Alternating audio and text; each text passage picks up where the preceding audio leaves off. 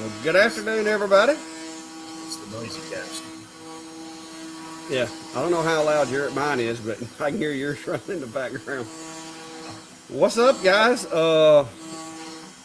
I've inspired Steve. He's got his CNC over there running, and y'all can see my little guys over here putting in some work. But it shouldn't have but about a minute left, and it'll be through.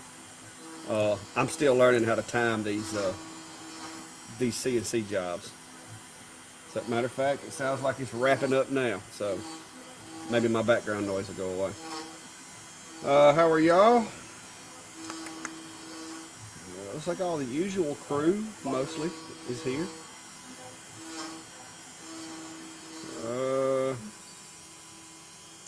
All right. Steve just got quieter. There we go. Yeah. Yeah, I just needed to run a test to make sure it was still functioning. I actually need to run a better test because I do have a guy who wants me to engrave a another bourbon barrel top for him. So I gotta Uh, get that dialed in. what? Well, hello there, Steve. Yeah. Steve. This Steve. He picked me out of the crowd up in Gatlinburg. I wish he'd have texted me sooner, but he waited until like later that night to text me and was like, "Hey, were you in Gatlinburg?" Let me see. Let's see here. Where's Brenda's gear when he does reviews? I think he should. I'm gonna be honest with you. I think the more you put your brand out there, the better. But now he's got his hat on, and he's got I don't know what that shirt says. I can't read the shirt. What shirt you got on today? This is our from my model airplane club, Oh, and it was our event shirt from 2020. So okay. Well, I mean, he does have the hat on, Brian, so we'll give him a pass on that. Any reason? hey, What's this? Any reason you didn't? Oh, Norbert said he found him a local boutique. Yeah, very cool. Norbert. Norbert, I will say, if you can find some more boutiques, boutiques are big on what do they call it? Monogram stuff. They call it monogrammed. I call it branding, personalizing. Monogram just doesn't sound very manly, but they do like that stuff. So, I saw I saw a question somewhere. Somewhere. Oh, what's this say? Variable text function.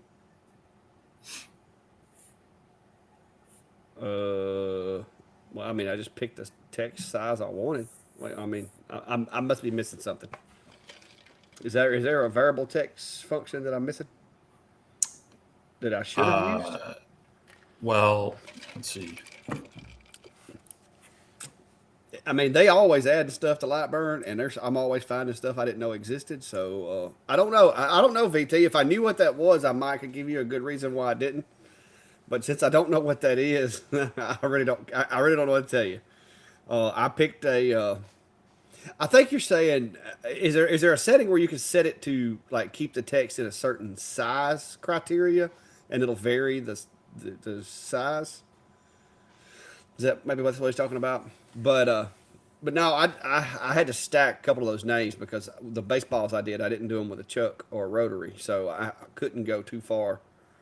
Yes, it feeds the names. Okay, yeah.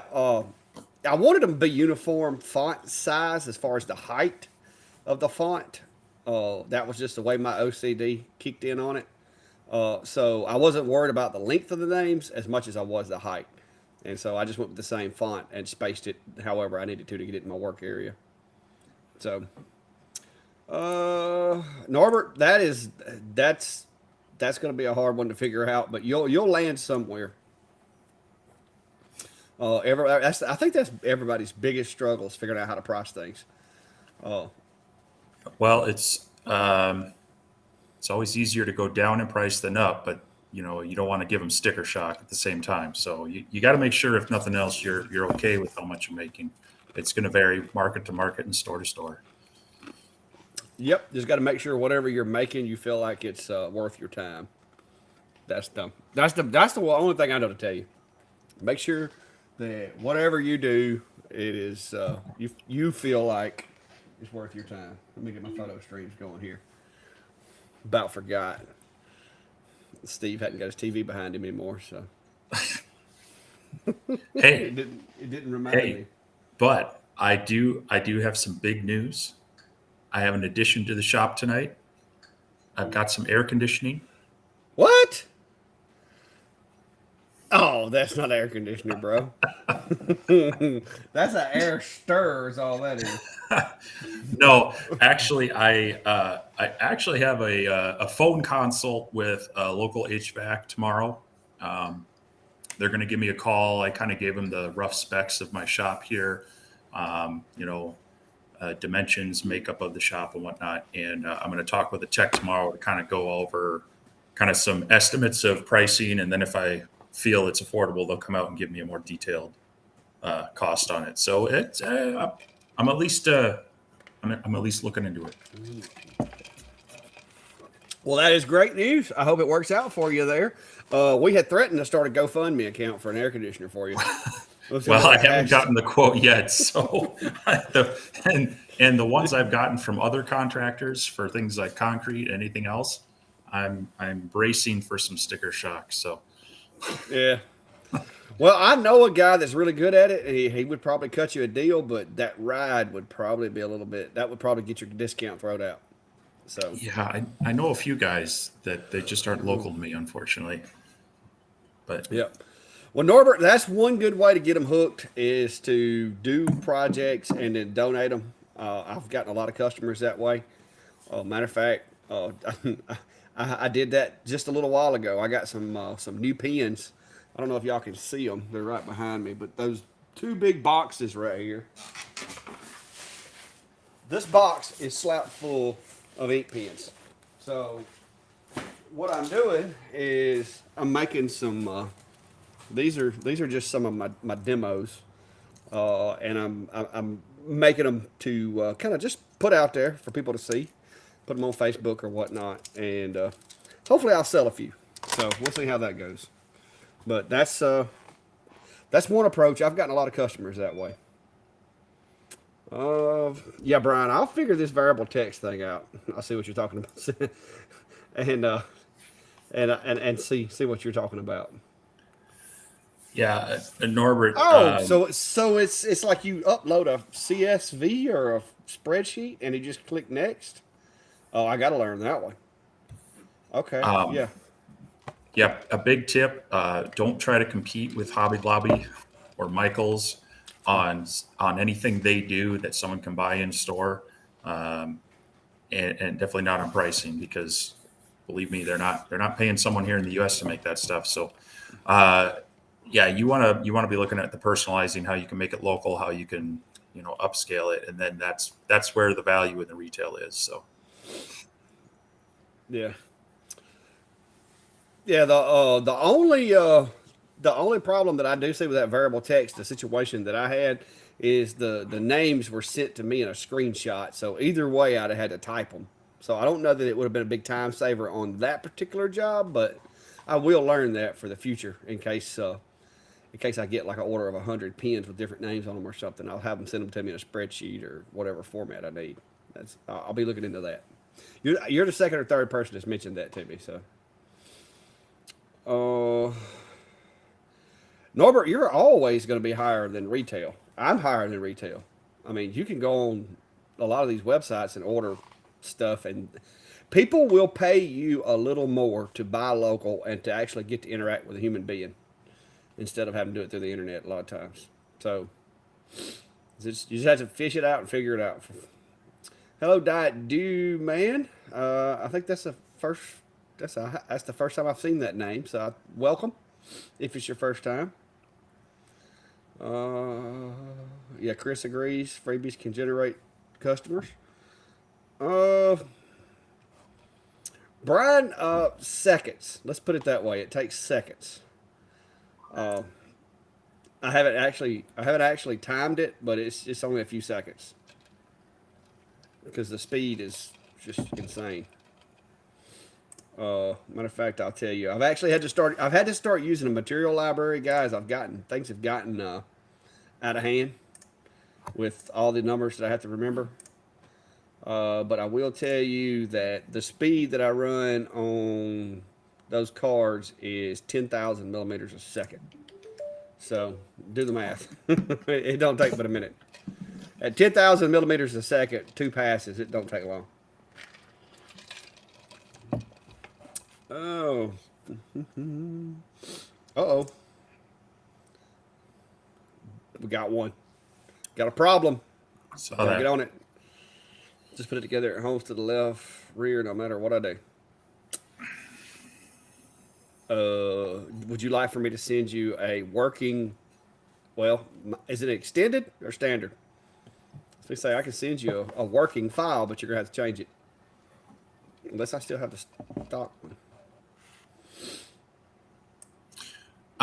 Does it? Yeah, I mean that shouldn't have been changed, but I was gonna say, does it do it off of the offline controller, not plugged into Lightburn?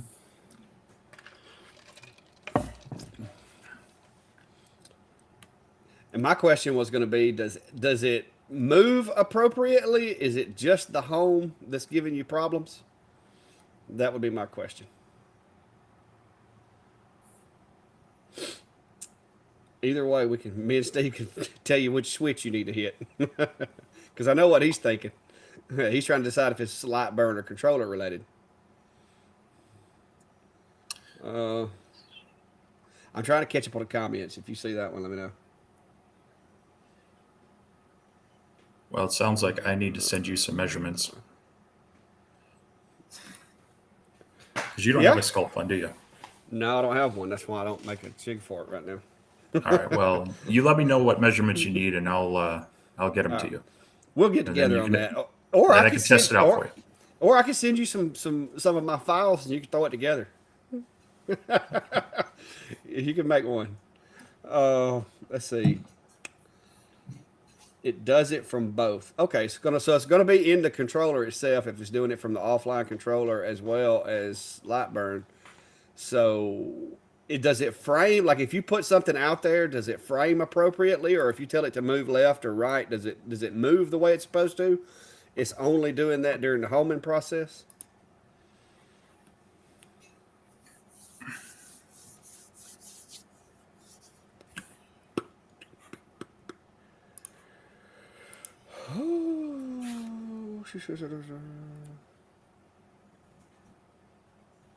Yeah, still waiting.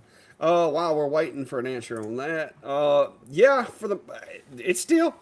I've got the 20 watt. My D1 10 watt is not a pro model. It's the original, like back in the day X Tool D1. My pro is the 20. But yeah, I mean it still works great. It does exactly what it did when I got it. It hadn't had any problems. I did have my original D1 10 watt. One of the heat sinks fell off the controller because they glue them on there with that thermal paste or whatever, and I guess it just got hot and cold until it fell off. But it's still running fine. It will, if you run it too hard for too long, it will freeze up occasionally, which is probably because I haven't took time to glue that heatsink back on there.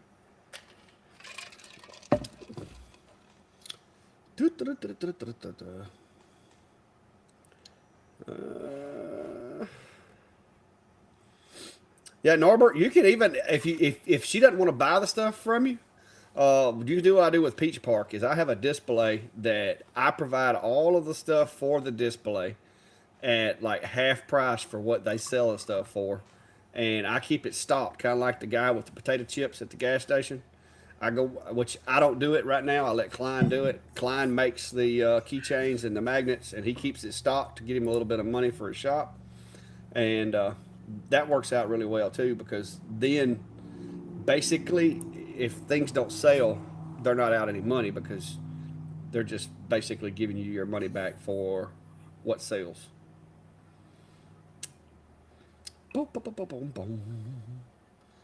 Yeah, he says it moves left to right. Okay, so is it just front to back? That axis may need to be reversed.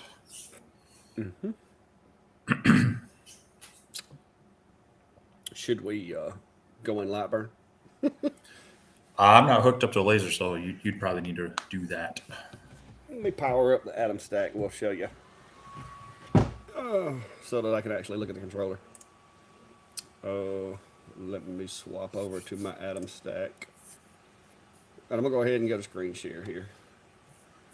All right, so Atom Oh, stack. Is it sharing? Yeah, looks like it should be yeah, sharing. but we need to drag you to the primary. Gotta hide the chat message. I'll let you do that. Drag that there. I'm trying to make sure I get the right machine here. All right, that looks right. Let's see if it homes. No, that's gonna be the darn mon port. Hang on. That mon port will communicate with a computer whether it's powered on or whether it ain't. I got too many things on COM ports, guys. It'll usually tell me up here what machine it is. Nope, that's not it.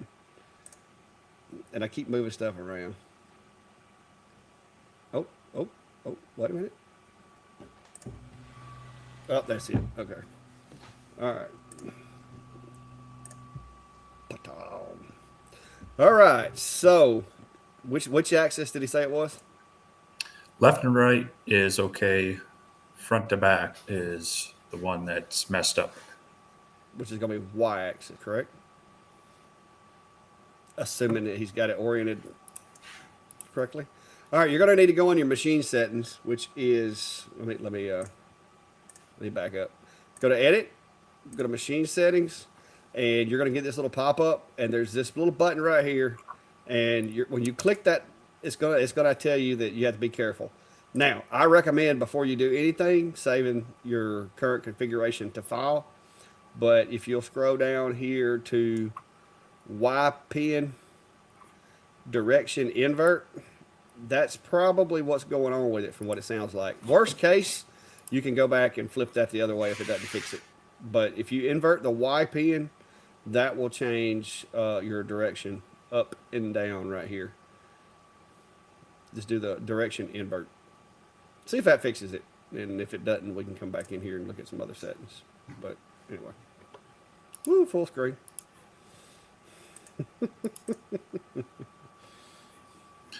So Robert was asking if we've ever been requested to do a project incorporating a logo or a trademark symbol and how we handle that. And I think someone brought it up in the chat. Brian mentioned only way I would do that is if they could provide me clear documentation that they have the authorization to use that, and that's going to be extended to myself. Otherwise, I would just tell them, sorry, I can't do it. That would be the right answer. Yeah, a lot of the logos that I use, I do it for the business owners themselves. I don't, as far as like, I'm not going to say there aren't some things that people ask for sometimes that could or could not be, copyrighted. But yeah, the correct answer is you can't do it without them having access to that logo.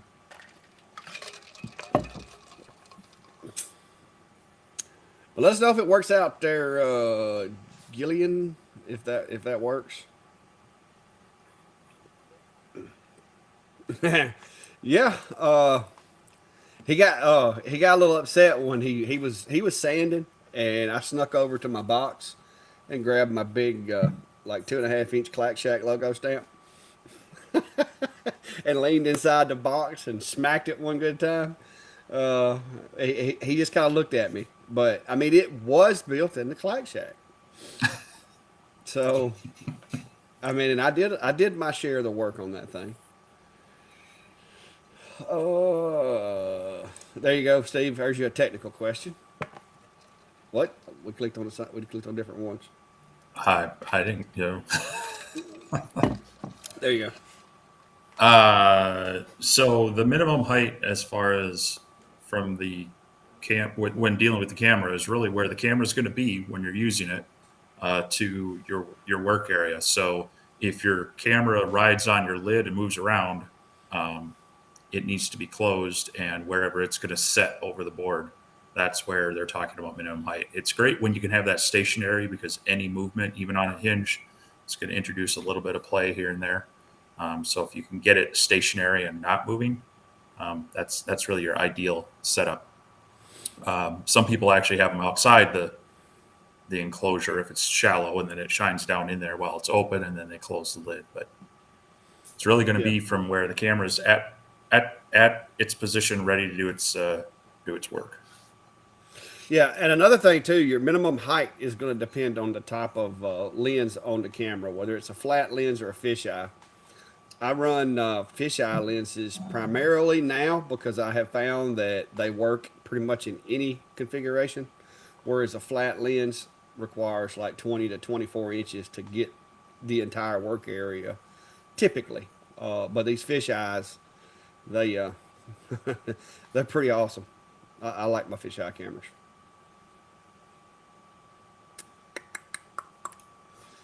Tim Prince, there we go. On this one, you can actually there's really not a limit to the number of devices you can hook up to Lightburn. And as a matter of fact, if you want to run two at one time, you just need to open another instance of Lightburn and then make sure it's addressing the right COM port, so you can actually run two machines. Now, as far as computers you can install the software on, by default, it comes with two licenses that you can have it activated on. And then if you email them and ask nicely, they generally will give you a third as well. So you can install it on three devices, and then each machine, each computer can run basically as many as your computing, your processor and your memory is going to handle instances of Lightning. I can verify that you can run a CO2, a fiber, and two diodes, and a CNC, which that ain't got nothing to do with it with Lightburn. But you can run two diodes, a CO2, and a fiber all at the same time in Lightburn if you have enough computer. So I did that today. And if you can keep track of them all, what they're doing. Hey, Hopefully they're longer jobs. Yeah, the bad thing about it is you got to be careful if you go to hit the stop on one of them and make sure that you're on the right one. So it's not that bad as long as I'm doing different jobs, because I take a picture with my camera so that I can see what's in there. But if you're doing, like, if I'm doing cutting boards on two different machines, I actually have stopped the wrong machine before on the wrong cutting board. So the AC one, I think it's a flat, but it's got a wide view. I don't think it's a. Do you know for sure what lens is in that? I mean, if you look at it raw, I think it's got a bit of a fisheye look to it, but it's not as extreme as, say, the ones you're using. So Yeah. No, the ones I'm using are pretty extreme if you don't filter them. Matter of fact, hang on, I'll pull one of them up right quick. This is the one in Enclosure Zilla right there. So that's the view of the camera that's inside Enclosure Zilla. Now, when I put it in Lightburn and run the tools on it, it makes it look flat. It does the lens correction for you. So, and then let's see, I got another one on here too. I'm gonna have to scroll through. Oh, wrong camera. Yep, I got too many cameras in here, guys. Okay, that one's busy.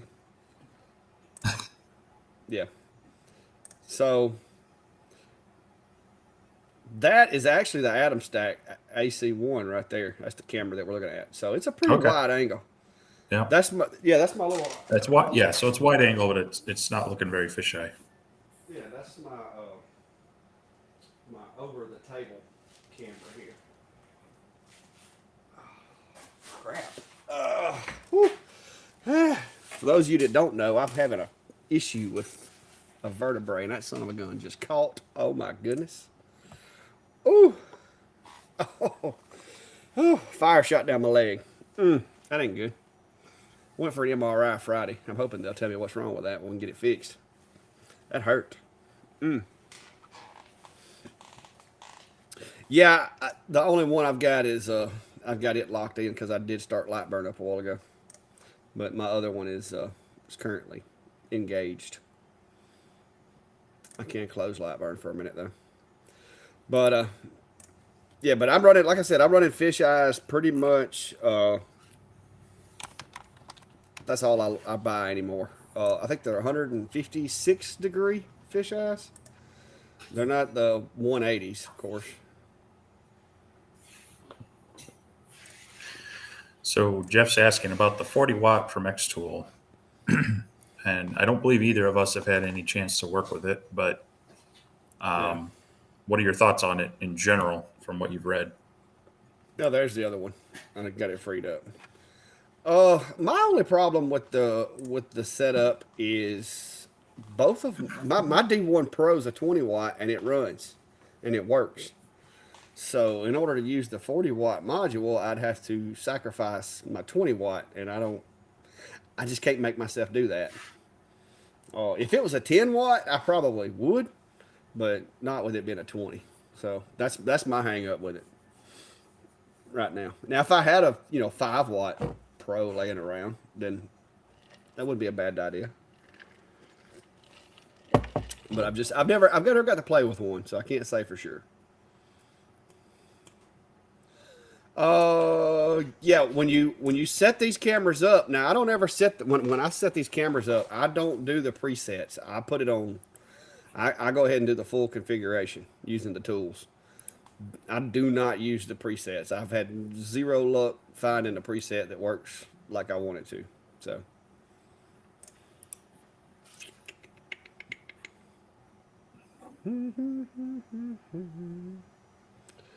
Uh, goggles on. Oh, Norbert said he's trying to make money over there. But yeah, it's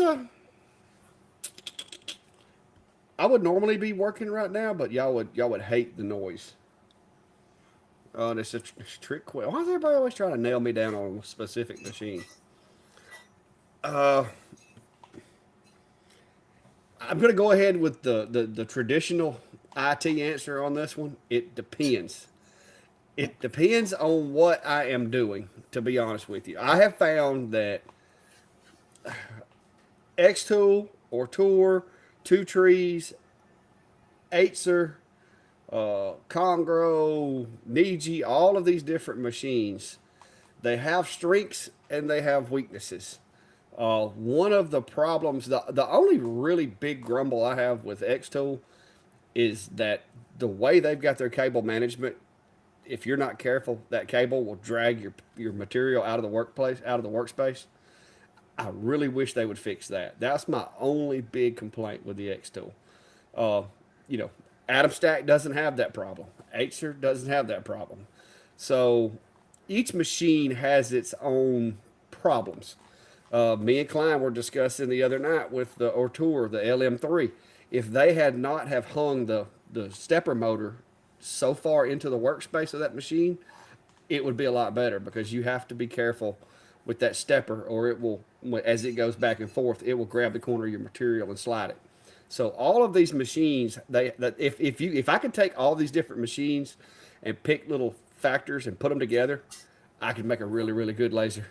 But it's like nobody will do that. It's like nobody will take. They always find one little thing to put in there that I don't like.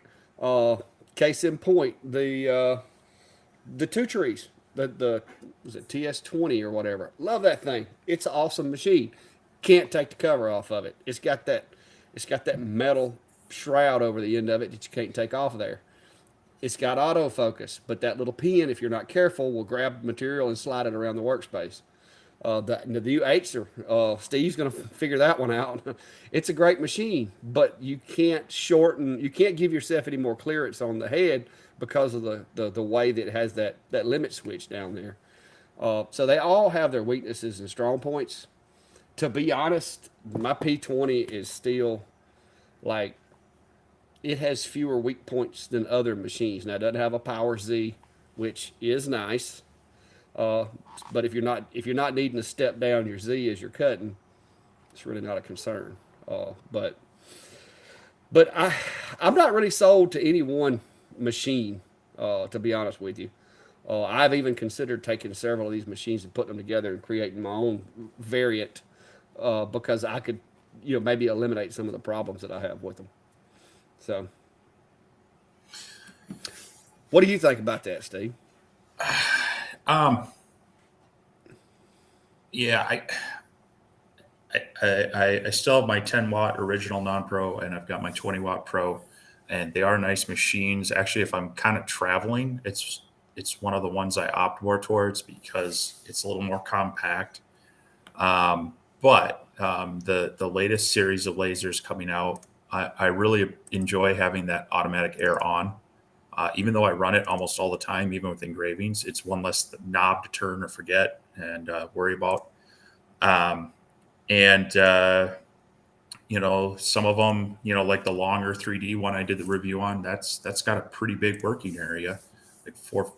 It's about the largest one I've seen, like with almost 450 millimeter in one direction. And so, the X tool, you're still restricted down just a hair under 400 when it's actually working. Um, the nice thing about X tool, they have their own software that's better than Laser GRBL. You don't have to pay for it like Lightburn. So, for someone just getting started, it's a little bit better and integrated. But I think it'll be interesting. I think X Tools due for their next version of diode lasers to kind of compete with the IKEA and the 8 L2, even some of the Niji and others that are coming out with some of these more automated features in them. So, um, that being said, I still have it. I still use it. So, Wait a minute. I'm not sure if that's the. Before you do that, I'm not sure if that is the L2 or the P20. So give me just a second. I just realized that. Let me upload these new ones. What I'm going to do, James, is I'm going to give you a link to the settings for my machine. Now, keep in mind, you're going to have to redo the work area. If you don't redo the work area, mine's 850, so that's gonna create you an issue. Working profile right there. Let me set. Make sure.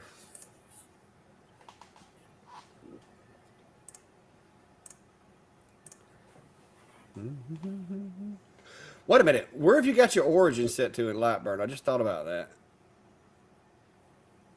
I think. Let me send in both files.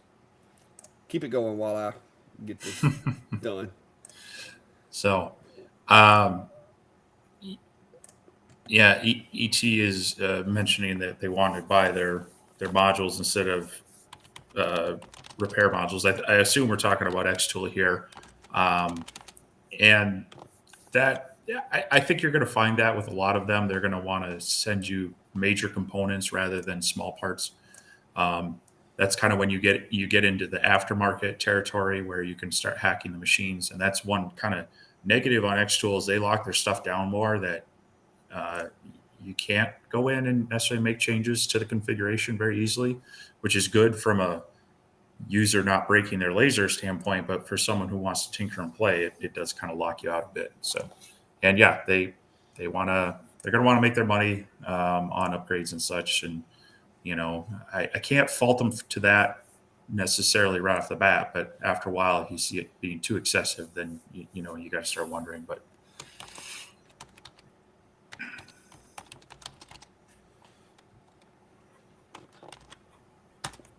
There you go. There's the two files that should. Both of those files. Those are my working copies of my files. So if make sure you back yours up or whatever. But there's one's going to be the Lightburn. I can't remember which ones. Is it the LBDV? That's the Lightburn file, is it not? Yeah.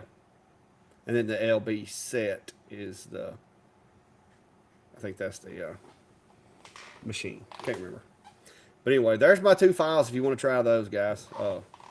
And see if it'll help you. But now keep in mind, you're gonna have to resize the work area from where mine's 850 back down to 430 by 430. But those are the correct settings. so Gary, I'm assuming you're running into the issue. You're running out of USB ports to plug in the extra accessories. Um, some of these devices are really sensitive to making sure they have the appropriate power throughput on the ports. So If you need to expand that, you probably want to look into a powered USB hub, um, and not just a standard, one that you plug into the laptop that then shares the power off that port.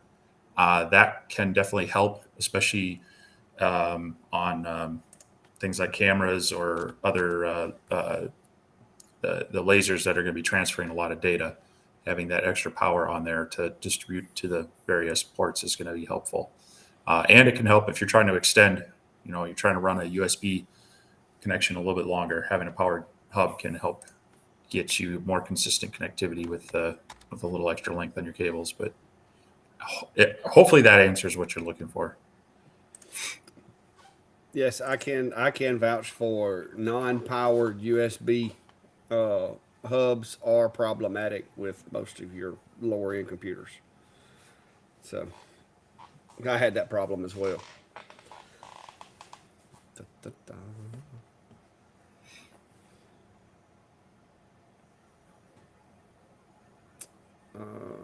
Best cut on 6 millimeter. Best cut on 6 millimeter was 10 millimeters. That's not bad for 6 millimeter material.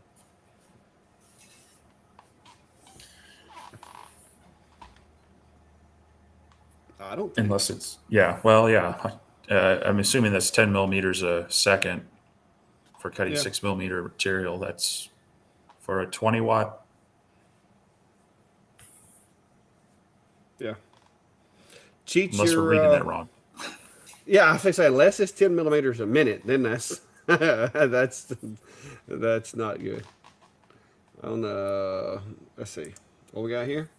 I never heard of that. Never heard of it.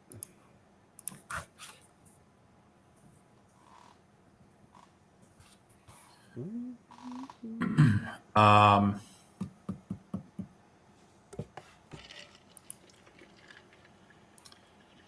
yeah, I'm trying to remember. I think I've heard of them. And you're talking about the CNC machine there, Mark, I believe. If I remember correctly, they have at least US based support on them. I don't remember where they're distributed out of, but I don't have any experience with them. But have heard of them before, and I've heard some people appreciate that their support is based here in the U.S. So Yeah, apparently they make 3D printing, CNC, and lasers. oh, okay. But I don't know. But I'm trying to find that particular model. But the Yora Home. Yeah, Yeah, I guess that's okay. gonna be a They do have lasers and stuff. I thought they were. yeah. That's 6550 Pro is actually a laser. Looks a lot Oh, like a Niji. there you go. It's similar. It's got that wide stance. Yeah. Never never used one. So nothing good or bad I can say about it. It does look a lot like the Niji. The air pump looks a lot like the Wally or the Otor air pump. So, but it's kind of got an atom stack looking legs on it. So, it's, I wouldn't mind trying it out.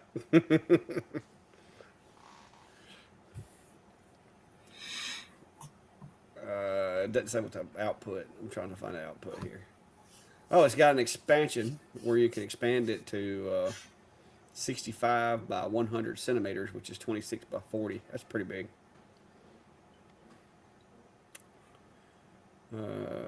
It's a 10 watt though. Unless they sell an upgrade. All right. Will the P28 extended work for the V25 extended? That is a good question. Oh, wait a minute. I missed my. They move so fast. Yeah, there's a lot coming in here. Do you know, Steve? The controllers are the same, aren't they? Or are they? I'm not 100% sure on that.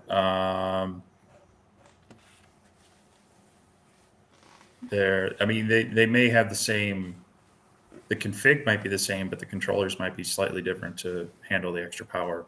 So, I mean, you could try it, save a backup of your current one, Yeah, yeah, and no warranty given if the magic smoke is given up.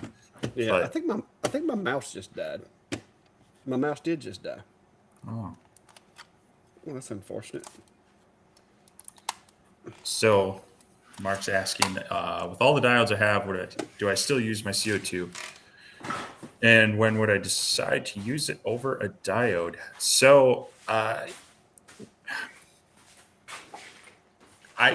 been using my diodes almost exclusively for the past few months, primarily because um, they're convenient for one thing, and they're not out here in the shop that I don't necessarily have climate controlled very well. I mean, it's not the extremes that it's still insulated and such, but it has swings.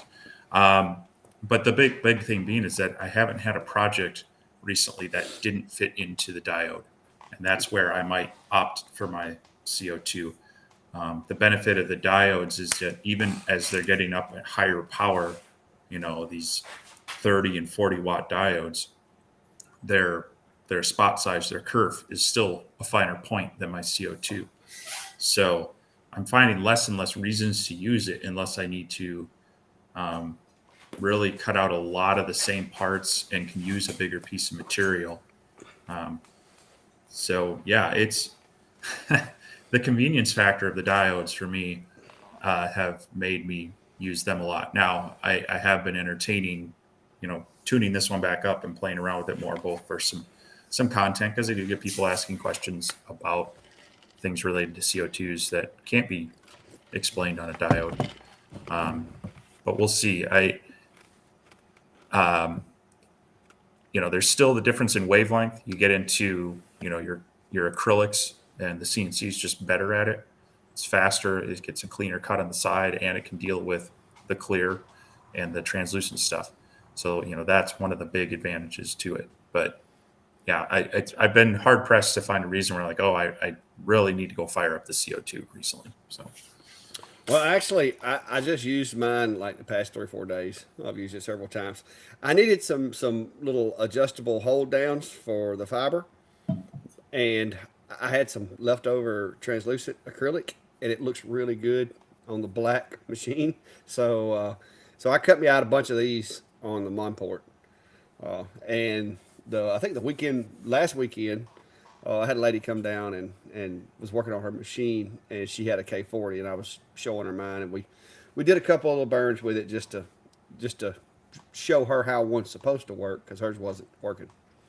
So I can honestly say usually it's usually for acrylic, but I do fire up the CNC or the Monport every couple of weeks, seems like. Now, Christmas time, I'll be turning out some stuff with the Monport, because Christmas time acrylic is big for ornaments and stuff. yep. Um, Yep. And as you know, I actually was playing with my Monport a little bit today because I was bugging you for some of your yeah, information. needing Um, needing some configs. just comparing notes on what I'm seeing. Just haven't run the thing in a while. Just trying to get it retuned. So you'll probably see some content on my channel related to the K40 Lightburn from Monport in the near future, and we'll see. Probably diving back into some other CO2 content as well as CNC stuff. I was prepping my Onefinity, do some tests. Got some work I need to do on that. So gonna branch it out a little bit, but also push more project related material. Yeah. Tammy's wanting to know what's best to treat 3 millimeter birch plywood before painting. Tammy, they do make a spray, like I guess would you call it a primer? It's not really a primer, but it's like a prep spray if you're having problems with that. But I use acrylic paints, and uh, I don't do anything to them if I'm painting. I try to avoid painting. I don't like painting. I got like carpal tunnel issues. Little paintbrushes make my hands hurt.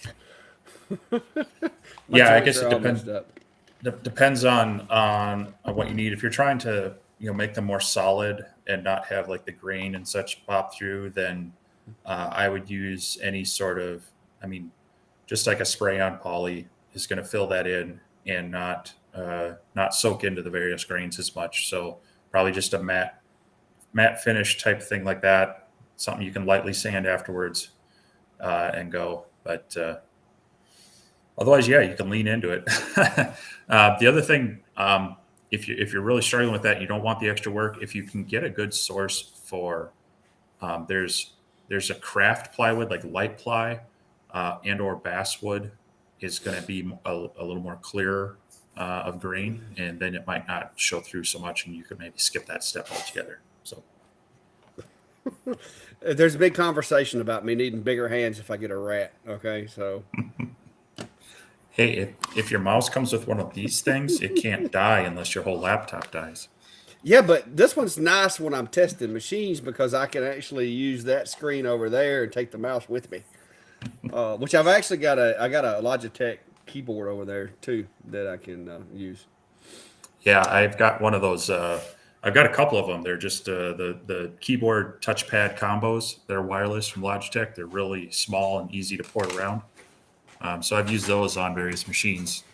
You Where, mean you mean like that? well, mine isn't black per se, but yeah, Well, it's probably similar to this that. was actually gray and yellow. Oh, okay. But yeah, those are nice. When you got a bigger machine or you need to move the keyboard around, and still do some things. Yeah, that's the one I used to operate the CNC because I did find that trying to get that thing right in the corner is hard when you have to walk over here, hit a button, go back. Walk over here, hit a button, and go back. So I put the wireless keyboard over there so I can just arrow it. I mean, I showed you my cool setup. Yeah, I could do that if I had a controller and a mapper. I could make that work. But then you'd make fun of me for having so many gadgets. Drive my CNC around. Hey, you can drive a submarine with that too. Hey now.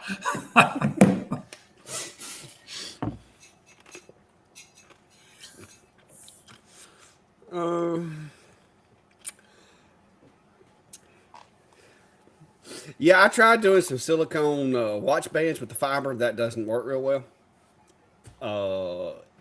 It there's a very thin margin between not marking and fireball. So I was actually going to fire up because I've got a pack of watch bands. I'm wanting to do them, so I think I'm going to wind up making me a jig for my Monport and doing them in it. So.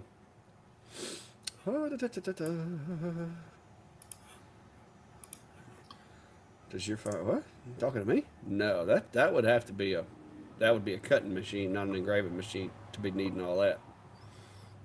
I would imagine. Way more powerful than what we've got. Yeah, we just have the com marker B4 20 watt, kind of your step above the IR modules that you put on the diodes in the F1 machine. So Yep. Well, I'm gonna be honest with you, Chris. The CO2 does a really good job now that I have figured out how to set the focus and got the settings dialed in. It works really well for clear. Figured out how to keep it from getting sticky on the backside and all that good stuff.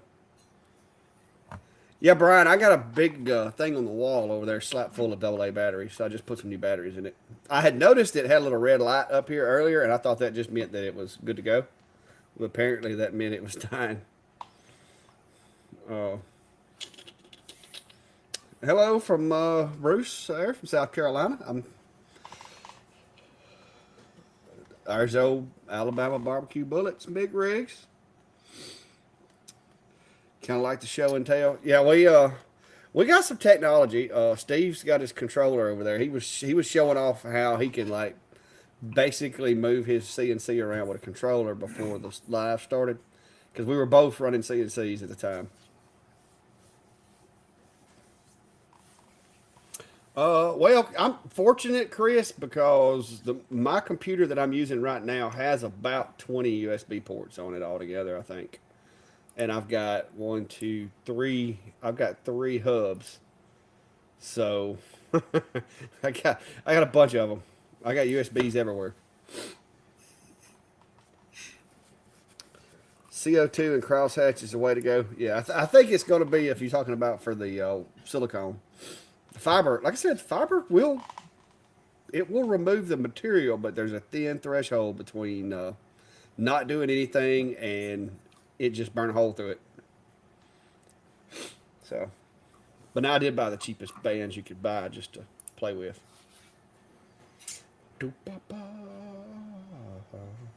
So Tom says that his that was millimeters a minute. So if he's only moving at 10, that is crazy slow. Uh, might want I to check and guess. make sure the S values, right? Well, and I guess I would also ask, maybe compare. He says that the LaserMaster 3 is cutting much better on 3 millimeter plywood. I would compare apples to apples first, the 3 millimeter plywood, and then check what kind of plywood that 6 millimeter is. There's some stuff out there that's pretty nasty, so and difficult to cut, but you should be able to get through that a lot faster.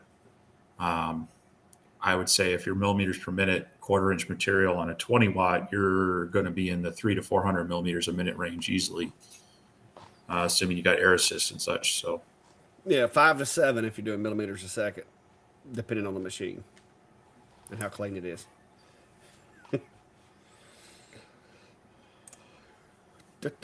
Which I'm glad I'm using millimeters per second because moving over into the fiber world, that's a big number if you start trying to use millimeters per minute. yeah, Popping and slippage in the X tool.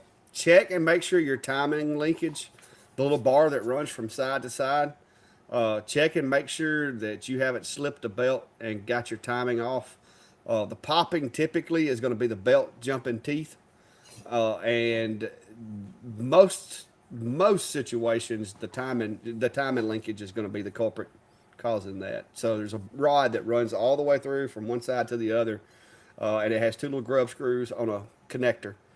My guess is probably that linkage has gotten loose, and it's not keeping them synced up like it's supposed to. What do you think, Steve? Would you agree or disagree? yeah. I would start looking at the mechanics first, like you mentioned, that timing linkage. Double check your belt tension, make sure that it can be too loose or too tight and cause problems. So you want it snug. You should be able to feel some tension pinching them together, but not so much that you can play a Stairway to Heaven like a guitar on it. So, check to make sure that any of the pulleys, that the set screws haven't come loose on those. That's a big culprit there, as well as the coupler on that timing linkage. I think has two set screws as well. So I'd start there. But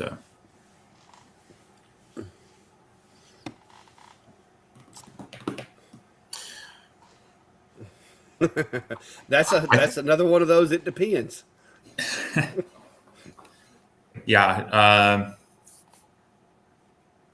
you can get by with some of the smaller 4-inch fans that are pulling 200-ish CFM if it's like a straight short run straight up to your, like you've got 2 feet, no bends, it's going right out there. Beyond that, I would really recommend stepping up to, like a 6-inch fan, even if you got to choke it down.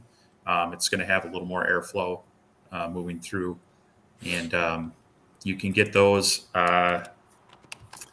Did you do that review? Was that the one? Was that a 6-inch fan that you put in 4. your enclosure? It's a 4 hog and guan or something like that. Yeah, I'm still running it right now. It still works. Uh, it doesn't.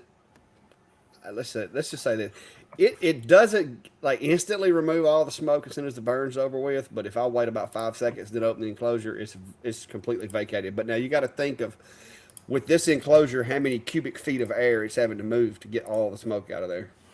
Because this is a 48 by 32 inch enclosure we're talking about. Yeah. So mine is a AC Infinity 6-inch inline fan. and I have that. So I've got it in my basement, and it's got there's a couple bends in there, but that does a pretty good job as long as I've got the airflow moving through the enclosure. So you want to, as you're building your enclosure, make sure you leave enough air inlet into it to allow that exhaust to work well. So Yep. Kevin, I think I tried to tag you in a little post there. Check the belt tension on that. Also, make sure all your little rollers are clean. There's no trash or debris in those little between those stainless steel rods and those rollers. And make sure those rollers make sure they're really clean. And put a little bit of that what do they call it, ping ying or whatever that they send you in the tube, the lubricant. Put you some of that on there. yeah, Put you some of that on there to make sure. Because you can, and I don't know if you know this, but they're there's rails under the bottom too, and if those things get dirty, if you get a little bit of debris in there, it'll keep those wheels. It'll keep those wheels. There's such tight tolerances, it can start trying to make that wheel hang up. So wipe that down real good, clean it, and then put a little bit of lubrication on there. See if that helps. But it definitely could be the belt. If you want it snug but not really tight, if you can easily pull that belt to where they're touching together with like little to no force, they're too loose. And if they won't hardly touch together, then they're probably too tight. It's hard to explain, guys. I need to get like a gauge to where we can. yeah. I mean, the other thing that also works is kind of the 45-degree tilt. So Yeah. if you lift your laser up on one end to about 45 degrees, you want the gantry to just kind of smoothly. You don't want it to race down and slam. You just want it to kind of smoothly move down to the other side, and then that's pretty well set. So that's another thing you can kind of do. And I think for the X tool, and Brian just mentioned it, there is a 3D printed tension gauge out there, and I printed one last year when I first got mine, but I haven't messed with it recently. So Yeah. Well, Brian, I don't know where I'd put a 3D printer. I'm running out of room. You see, my old enclosure is back over there. You see it hiding on the other side of the room, like right there. That's my original Comgrow Z1 O-Tour enclosure. Klein brought it back, and we built him a new one. And so I've got an enclosure that I can't do anything with that thing right now. I thought about trying to set it up for the fiber, but I don't really need it for the fiber. So I don't know. I may donate it to somebody. I've got to take some stuff out to the trade school for the kids to use. I don't know. Might do that. Who knows? I recently found out there's well, we used to be members when our kids were younger. There's a children's museum, and it's actually just a few blocks away from my place. And when we went there, they just kind of had some typical exhibits, things to play with, some hands-on stuff. But they've created a 3D printing lab in their space now, and so I might reach out to them and ask if they wanted to get into, diode engraving. I might be able to set them up as well. So, but diode laser engraving is a little more dangerous than 3D printing when dealing with young kids. So I'd have to talk with them about that. But. Oh yeah. Well, I was gonna try to show some MDF, but I had some I cut over here. It's the Home Depot MDF. But yeah, I've cut some. MDF is a little more durable when it comes to cutting, or can be. It does really good for photos, and it does really good for engraving. But MDF is a little, from my experience, it's a little more difficult to cut than regular plywood. It's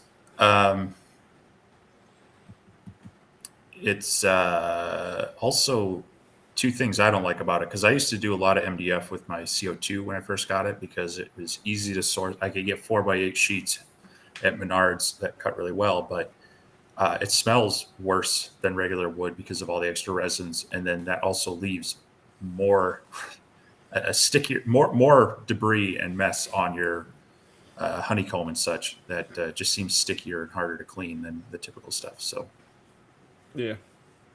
No, Chris, I don't think it would. It was built specifically. At the time I built it, it was built basically for that Ortour and the Comgro Z1. It's only, I think that one's only like 26 by 26. I might could put the CNC in it, but to be honest, I have found it as long as I leave the dust shoe on that guy, I've got a vacuum cleaner hooked to it too. But so far it hadn't really made a mess. The CNC hasn't. But I leave that dust shoe on there whether I've got vacuum running or not. If I ever get around to running me another dust extraction, I'm gonna run one for the CNC, but we'll see. I don't know that that's going to be the only CNC I end up with. I may wind up with a bigger one somewhere. I don't know. We'll see. I got to learn how to work this one first. This is kind of kicking my butt. It's really it's taking me longer to learn it than it has the fiber. It's a little more complex. A lot more variables with all the different bits and cuts and layers, and it's taking me a little while. I've come up with a couple of decent looking projects, but I find myself trying to do like full size CNC projects on a compact CNC, and it's like you start it, and it's like 12 hours and 66 minutes remaining. It's like what? yeah, and that's that's the thing. I don't know, I haven't shown this in a while. Let me pan over to it. So my CNC, back up, is the Onefinity Woodworker. So I mean, I can almost stretch my arms out across these rails. Goes back 30 inches. It's a pretty big work area. Well, now you are kind of short, and you have short arms. Yeah. I have about a 3-foot wingspan right now. Now this has just over 48 inches of travel. So I mean, I could put a full sheet of plywood on here. I can't cut the full depth of it, but it would fit side to side and such. I rarely use that much space on here, but when you do have that project, it's really nice to have that working area. So that's where I ended up with that one. In the long term. Yeah. Now, Michael, I'll come up with something to do with it. Like I said, if I had more room, I would keep it and set it up somewhere for nothing else, just to test some of the smaller machines. But right now, it's just sitting over there until I can figure out what I'm going to do. Can a D1 Pro 10 watt cut 5mm birch plywood? Yes, it can, but be prepared for 4 to 5 passes. From my experience, what do you think, Steve? Yeah, I mean, it can, like you say, it's going to take some extra passes, and might be a little bit messier with you're going to get more of that vapor stuff landing on the top before it cuts through. But you can.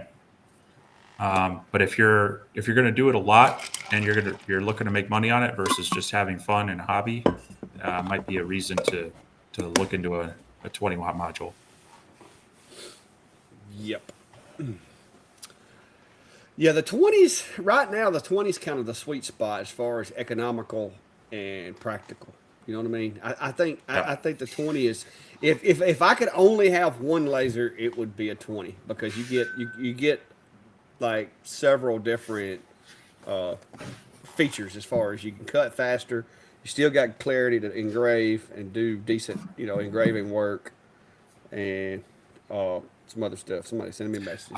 I think that's where you see the biggest jump in performance: 10 to 20 versus 20 to 30. You got to remember that they're also spreading out that power over a larger focus area, so it's not you're not going to cut twice as fast with a 30 as you can a 20. So you kind of have a little bit of diminishing returns as you go up in power there. But I would agree, 20 is a sweet spot. You can usually get one fairly inexpensively. And it does, I think, make a bigger difference going from the 10 to the 20 than beyond that. So now the pros do have the step down in the focus. So there's a chance that if you bring the focus down with the Pro, that you can do it in less than 4 passes. And is this the same one that was trying to cut that, or is this a different one? Uh, I was just looking back. So he's got a a D1 Pro 10 watt, takes 20 passes, 100% power, 10 speed. You got 3 millimeter basswood sheets, and it takes 30 minutes to complete just a 100 millimeter circle. So, yeah, it sounds like something's up. You can, on any laser, you can do what's called a ramp test to check your focus. And what you do is you set your material uh, in your bed, but you elevate one side, and then you draw a line, and you have your laser just burn that line, so it kind of goes up the ramp. And as it goes up the ramp, it's hopefully going to come from out of focus into focus and back out of focus. So you're going to move your laser back over to where that in focus spot was and take your measurements from there to double check, is your focusing tool matching that distance. Um, there's not a lot you can change on these diodes. Most of them are a fixed focus, and so they'll need to be set, but some of them can be slightly out, or there can be something seriously wrong. And that would be one thing to help check to see if it's at least close, or if it's way out. Um, as far as that, I would also really take a good look at um, you should have a cover lens on there. Make sure that that's not loose or cracked or dirty. I've seen some come loose from factory. If they had anything on them and they got hit, they might have been cracked, and that's going to greatly reduce your power. So if you've got the air assist cone on there, take that off. Take a look at that cover lens and see if that looks okay or not. Yeah, and if it's a brand new machine, it might not hurt to uninstall it and go back through the entire configuration. But she says using Xtool software though. Never mind. Yeah, he's using the XTS, and Mm. there's not a lot you can screw up with that as far Yeah, I as mean the that should be settings. correct then. Yeah, but I checked the lens because that is definitely not. That's not normal behavior for any even a 10 watt. Yeah, I got a. I think I got a. Somebody sent me a message a while ago. So if that was you that sent me that, Jeff.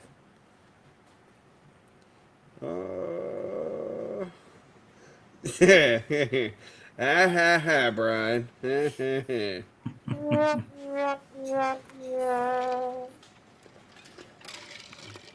Yes, right. Brought back the soundboard for you, Brian. That's your button. I Well, got that. That button is named Brian.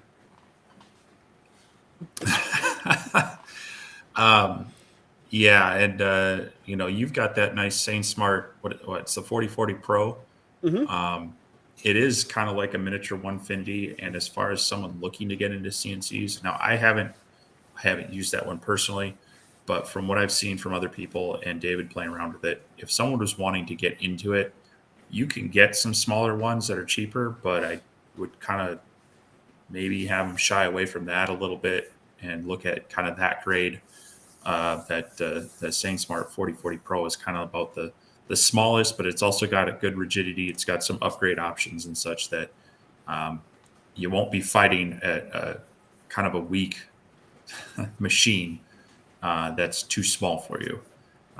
But I will warn you that you will probably outgrow it fairly quickly. But right now, I think it's going for like $599, and that's a pretty good deal to kind of get your feet wet in CNC routers. A lot of times, you're looking at $1,200-$1,500 on up to get going on them. So Yeah, well, like I said, this one right here, it's the work area is like 436 by 400, I think it is.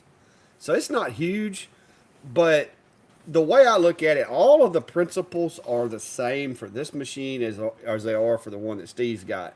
So if I can learn how to make stuff on this little guy, and I get proficient at it, I enjoy it, and it doesn't make me pull the rest of my hair out, then I can go spend the money and confidently buy a machine knowing that it's not going to be on marketplace next month, trying to get rid of it. So I do like that about it. I'm running the factory module currently, which is I think it's like what, a 60 watt. It's not much. But I have the adapter, the Same Smart. They sent me the adapter that goes on there for the DeWalt router, and I just ordered the DeWalt router the other day. I don't know when it's going to be here, but I've got it coming. But I did want to learn this thing before before I put the more powerful router on there that could actually hurt me because if I put too much power on there, that thing could sling a piece of wood across the shop on me. So I want to kind of learn it while it's got the low powered rotor on there. Actually, I don't guess I did hit order. I haven't ordered it yet. It's still in my save for later file. But Now, did they sent you the right adapter for the DeWalt? was it 69 millimeters? I think it is. Yeah, because the DeWalt 69, the There was a Makita, and the 60. There was a Bauer. 60. There was a 65 and a 69, and I told him to send me the 69. Okay, yeah, yeah. That's one of the annoying things is that slight difference between Makita and DeWalt and a few others is that slight diameter change, and you can't always make that up. Well, It's too big, so. I was going to say, everything I read said that if you're going to get one, get the bigger one rather than get the smaller one because you could actually make a shim for this. Well, I wouldn't want to do that. yeah, I wouldn't do that either. And then, I mean, the other thing is, you can get actual like water cooled or air cooled spindles that run off a There VFD, you and go. those tend to be 65 and then 80 millimeters. So 69.2, 69.1. So there we go. This was 69. I confirmed it. I told him to send me the 69. okay, But so you're good. but it's measuring 69.1, but it's actually loose right now. The screws are just barely in there. Matter of fact, when I got it, one of the screws that actually fell out of it. So I've got that guy, and I've got the dust boot for it. My gosh, that thing's big. I ordered the dust boot. But yeah, like I said, Steve makes fun of it and says it's cute because it's little. But I'm learning, guys. You gotta learn somewhere. It is cute. Yep. But yeah, I've got that, and like I said, I wanted to go with the DeWalt. I know the Makita's a little bit cheaper, but it didn't have variable power, and some of the videos I watched, folks said that if given the choice, variable power was a good option to have for it. So What do you mean it doesn't have variable power? there was a Makita, or was it a Makita or a Bosch or one of them that didn't have variable power? The Makita has variable. It's got a dial on it, and Oh, so you does it? can do the variable speed on it.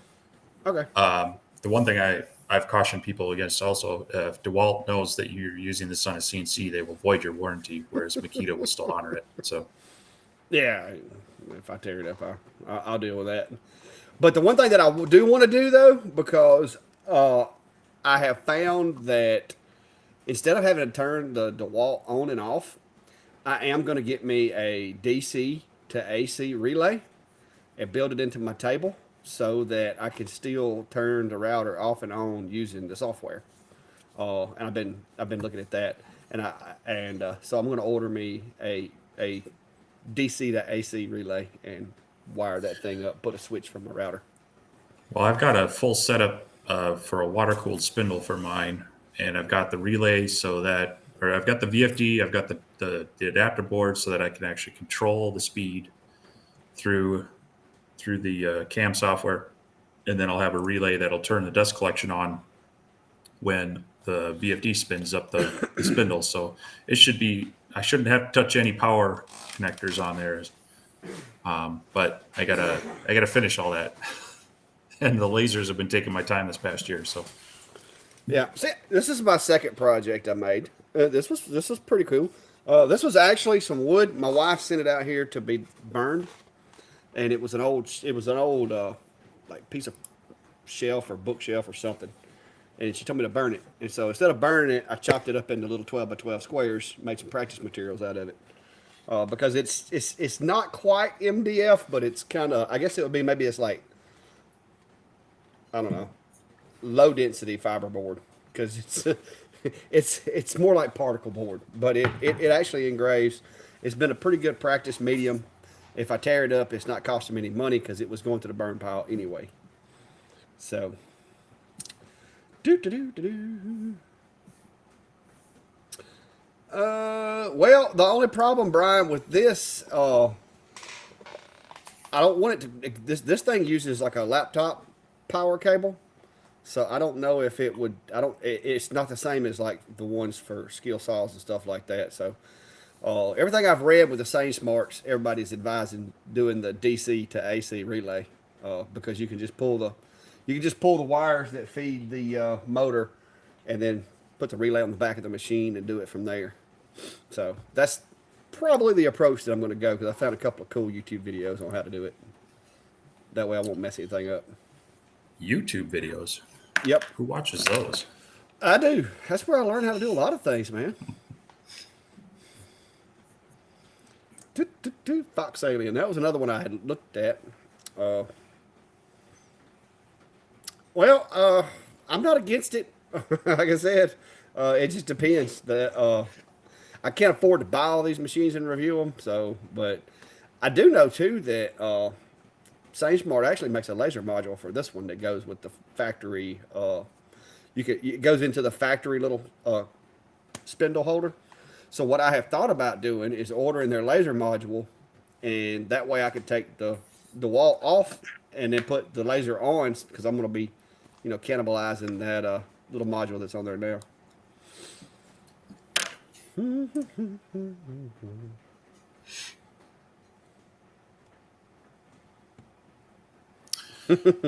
Make sure you got the software set up right.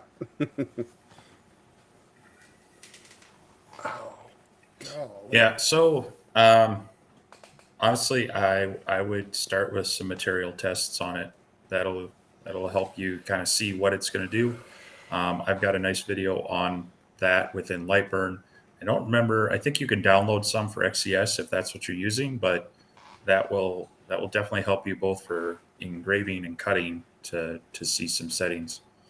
A lot of people will start by engraving first. So if you've got just some scrap whatever, just make sure it's not dangerous plastic or whatnot. But grab whatever you've got, maybe even some cardboard, and do some playing around with your power and speed. Just know how to turn the machine off, and have at least a little spray bottle of water handy, just in case whatever you've got on there creates a little bit of a flame. So Yeah. Chip, from what I've been told, DeWalt sells two different trim routers. They have one that has variable power and one that does not. Isn't that correct, Steve?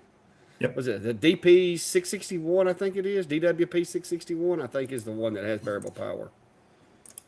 I think that's the I number. tell you in a second, because I've gone through a few on past CNC routers.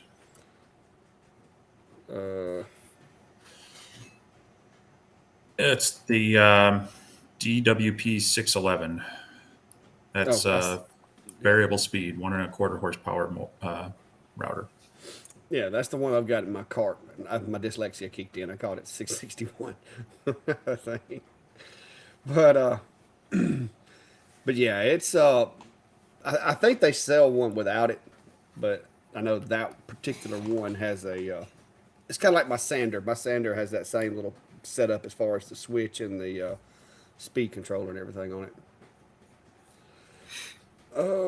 I had to start using the cut library on my machines. I've gotten to where I can't keep up anymore with all my settings, and so I've been doing that this week, and that's pretty neat. It's pretty neat, for sure. Somebody was asking about painter's tape with P20. There you go. I use the green painter's tape. It burns a little different. I don't remember what my settings were to keep from burning the tumbler though. Yeah, I'd have to go back and look, because the last one I tested was the Atom Stack, and that was with the 30. But just take some tape and put it on a piece of wood and find a setting that will mark the tape but not burn the wood. Because if it's going to burn a tumbler, it'll burn wood for sure. So that would be the safest bet would be to do your own power settings to determine that. Because I'd hate to tell you something and you cut through the tape and tear up a tumbler.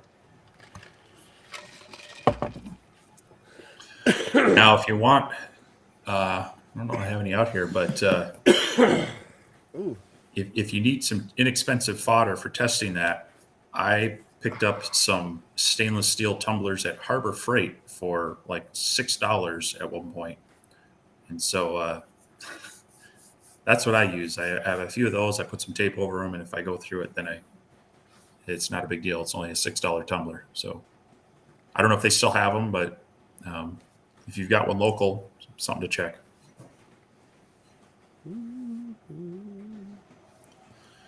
The best CNC router to get your feet wet is your good friend that already owns one. That's how I got started. yeah. Um, Well, like I mentioned earlier, right now for someone wanting to, you know, I hate for someone to overspend before they know, but I also know if you buy something too cheap, you're sometimes just fighting problems of a cheap tool. And so right now, it's that same Smart 4040 Pro. I think is kind of that sweet spot of it's comparatively, it's not terribly expensive. It's about $600 right now, and that comes with a starter spindle, everything you need to get going, um, and then you can upgrade that to these router based, your trim router based things on that same machine. Your biggest downfall there is you've got a roughly about 15 and a half inch square working area. So that's going to limit you a little bit. But that's my opinion right now. Unless you've got just crazy money, then buy a Onefinity. These are awesome machines, and you'll probably almost never outgrow it. But then you're talking $2,500 to $3,000 to get started with that, and a lot more space. So, apparently Amazon's got it for $569 currently. oh well, there you go. The A 440 little bit of a Pro. deal. Yeah. Now it says that the work area is 400 by 400 by 78. I think that is if you put the DeWalt on there because I'm running mine right now. I did find that mine is at like 436 by 400 with the standard spindle on there. And I did that just by moving it over and measuring it until it hit the limit switches. But there's 436 between the limit switches currently with the standard spindle on there. X2 P2, woo, that's a hefty investment there. But they say that it's a pretty good machine. What do you think, Steve? Um, I mean, it's a very smart machine. You're getting a what is it, a 55-watt CO2 machine that has a lot of things integrated to it. So, but you still, I mean, it's still a CNC laser. You still have to be monitoring your coolant. You still have to be checking your mirror alignment, all those things. But they do have some cool features. If you really want to use it to its fullest, you do have to use their XCS software. Right now, Lightburn says they're working on compatibility, but they have a lot of irons in the fire, and this is just one laser. So if you absolutely have to use Lightburn with it, I think you're buying a lot of machine you won't be able to use by sticking with Lightburn. So, Yeah. but yeah, again, it's not something I've had the opportunity to play with. I don't know.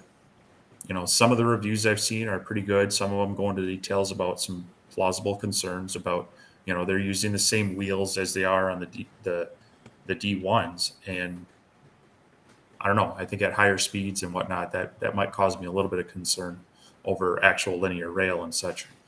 But, it is a well-packaged, put together machine that's got some nice features on top of it. So I think the longevity we'll see as time goes on and people use them more. Yeah, I'm curious to see how they hold up over time. I know I got a lot of friends, local people that do laser work around here. Two sisters, and there's three or four other folks that I know that all have glow forges, and they still have the same maintenance and stuff that a regular CO2 does. So, so I'm kind of curious where the X Tools P2. I'm kind of curious where the maintenance is going to fall on that. what happens if you're somebody that doesn't know how to do that maintenance and you have to have it. It's kind of, is it going to be user serviceable enough that somebody other than, somebody like yourself who's experienced with CO2s is going to be able to tackle that? So we'll see.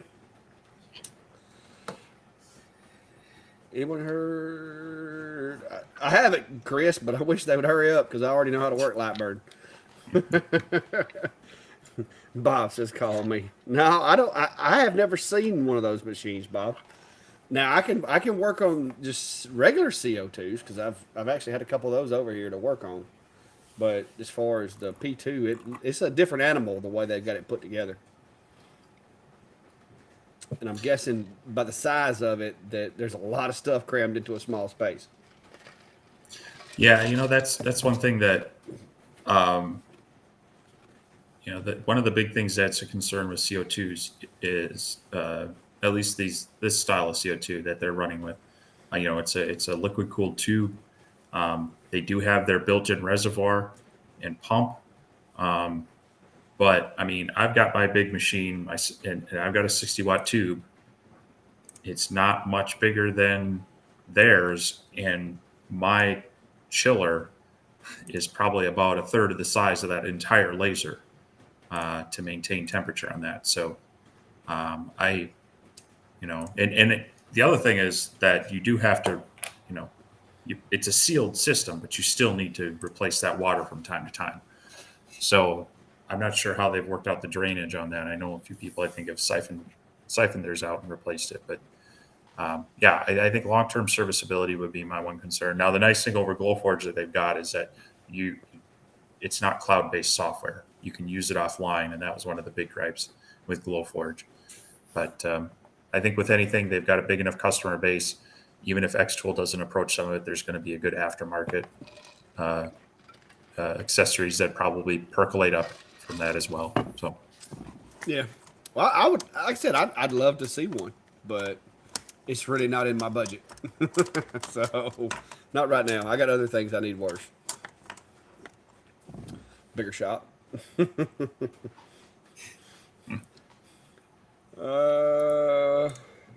Well, did we click the same one? perhaps. I heard you click same time I did. Ron, unfortunately, no. The diode wavelength isn't going to touch the brass, even though it's a very soft material. The one thing you could do is you can add a marking spray to it that will that should fuse to the surface of it, and that will wear out over time. But with this, you would really be looking at the IR or a fiber to engrave brass. And yeah, something that's sentimental, you want to make sure you're doing it right so you don't mess up. Depending on what you're wanting to do, you might want to look at maybe instead of engraving the actual shell casing, maybe you make some sort of placard and a display that goes with it, and you can engrave, maybe the back, pick your favorite wood, put a nice engraving on there, and maybe get a brass plate that you can test with and do the actual engraving on that or the marking on that or stainless steel or something like that. That's just something I tend to recommend people when they have kind of a sentimental item is maybe not look at engraving that actual piece, but make something around it that, if it gets screwed up, it's okay. You just buy more material and replace it. So. Yeah, you could make like a little wall hanger and just have you some little brackets that you slide it in there and hold it in place. And Yeah. you can order one of those black anodized aluminum tags. I've got some of those that you attach to the like a deer that you shot or whatever. You could get some of those little tags and put on there. It would be a cool project.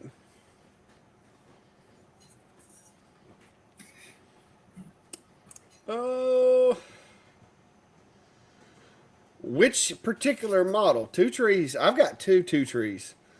Either one of them, power and speed wise and adjustability, either one of them are good machines so far. Now, on a budget, this little guy that I got in the other day, this TTS 50 or TTS 20, which one is it? What's it called? Uh, for the price, that was hard to believe how well that thing performed. TTS 20 Pro. It's the blue one that I have. I was actually pleasantly surprised because when I opened the box, I was kind of underwhelmed by the look of it. But then when I got it running and got to using it, it's one of those situations where you shouldn't judge a book by its cover. Because it done a really good job, but for the price, uh, it was just unreal. Because it came with honeycomb, air assist, everything. Let me see how much they got it on Amazon for. TTS 20 Pro. Yeah, Amazon's got it for $6.39 with a honeycomb, air assist pump, and the machine, which is hard to believe. So,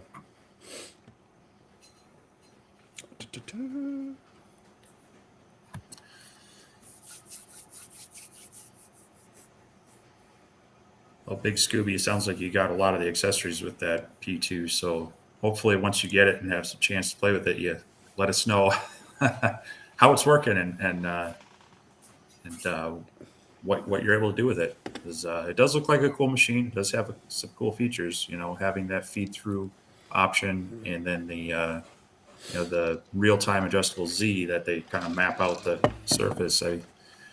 I'm not 100% sold on that because I probably haven't thought of the case use, but someone will come up with that case use, or I will come up with like, I wish I had that. And yeah. then that light bulb is going to go off. So yeah, I'd be excited to hear how that's working for you once you get it and you have a chance. All right, guys, it's that time once again. If you haven't already, go over to Facebook and check out their laser engraving engraver community page. Uh, that's kind of our hangout for most of the guys from the lives. If you have pictures, you can take and upload those in that group. It's a little easier for us to interact because most of our stuff, like right now, we're streaming to Facebook and YouTube. So if you're watching on YouTube, guys, and you have a Facebook page, go over to mine and Steve's Facebook pages. And even if you don't ever go to it and look at anything, just go hit that follow button, give us a like or whatever. Because I don't know about Steve, but I'm trying to bring my Facebook page up to where YouTube is, and it's a crawl. It just takes a while. So uh, if you don't mind, go over and check that out. Let me send this text message. But yeah. And also, if you hadn't already, subscribe to myself or Steve. We're not ready to go yet, Chris. I'm just trying to promote the groups, man. Try to get some subs, some follows, likes. I'm gonna try to give y'all the 2 hours if I can stay awake. I'm kind of sleepy. This darn back problem I've got woke me up at like 5:30 this morning. Couldn't stay in the bed anymore because I was hurting too bad. And I'm not used to that, guys. I usually don't get up till about 7. But also, there is Steve's YouTube channel, which I turned our little name tags off, or it would be there, wouldn't it? That's and all right. and mine is pretty much the same at the Clack Shack. So yeah, if you hadn't already, go check those out. Ooh, my chat just went away. Well, You clicking too many things? no, all I did was turned off of the captions and it just disappeared. But but yeah, but that's about it. As I said, I just want to give us a little shout for the pages. That should put us back up on the. Nope, wait a minute. Captions is still on. Let me hide that one. Where did my chat go? There you go. Where did the chat get off to? I'm not It's seeing it on my end. you got to click on the right side for chat. Far right. Well, yeah, I've got it selected. I've got chat overlay turned on, but it cleared Okay. mine. Mine Oh, disappeared during all that moving around. yeah, you got to But any click every. questions or anything else, guys?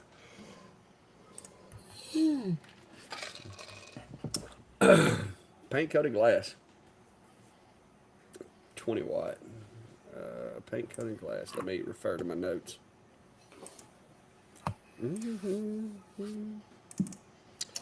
Yeah, I haven't done a whole lot with that recently, but my friend Mike actually was talking about doing some glasses, and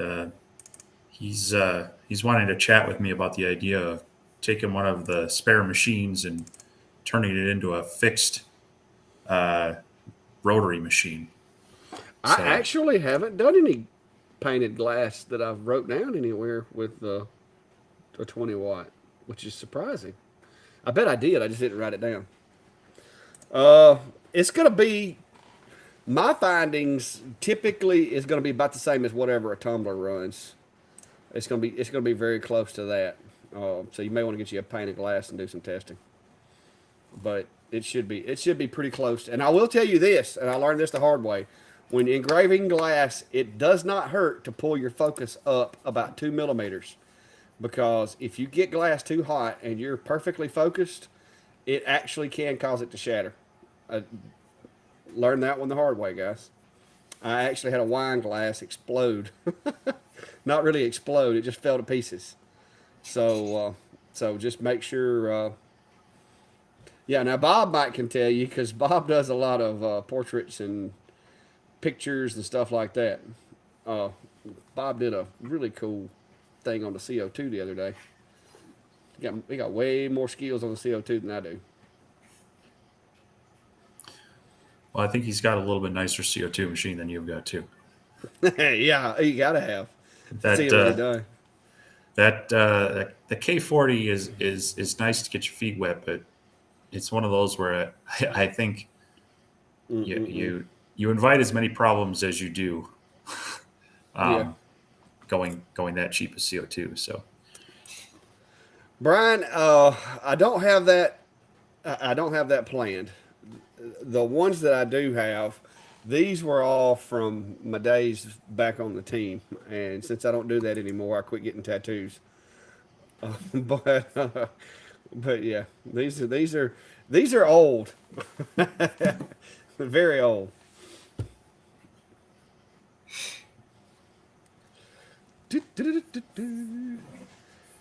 Doing picture frames. Yeah, the cheaper the glass, the better. Oh, picture frames. So I'm just gonna throw that out there. I bought some really nice picture frames. The glass does not engrave as well as the cheap picture frames from Dollar General. But Rebel. Well, I don't know which came first there, Bob. I'm pretty much the same I've always been. I don't know. We've seen your high school pictures. Well, Atari tattoo. Oh, seriously? All right, y'all asked for it.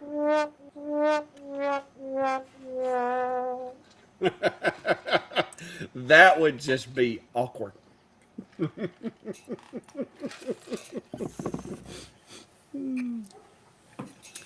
Hey, I did make us a coin though. Hang on, where did it go?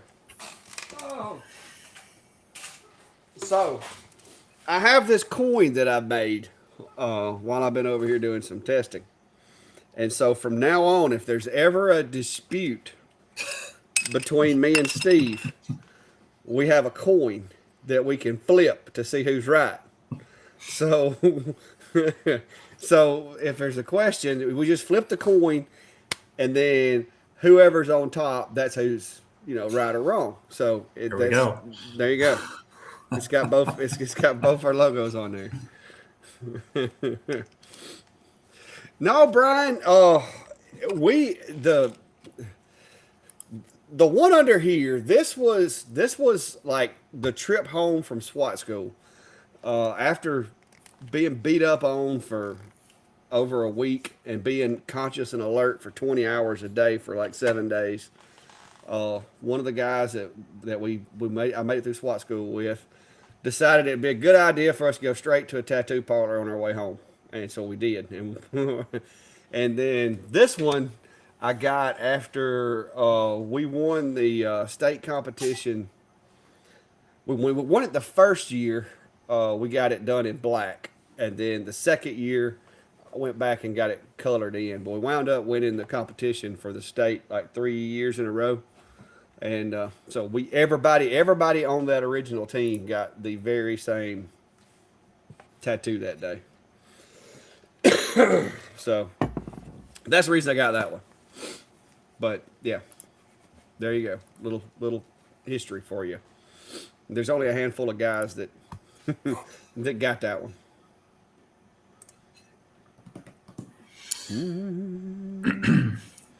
Oh, Brian, yes, I do have it.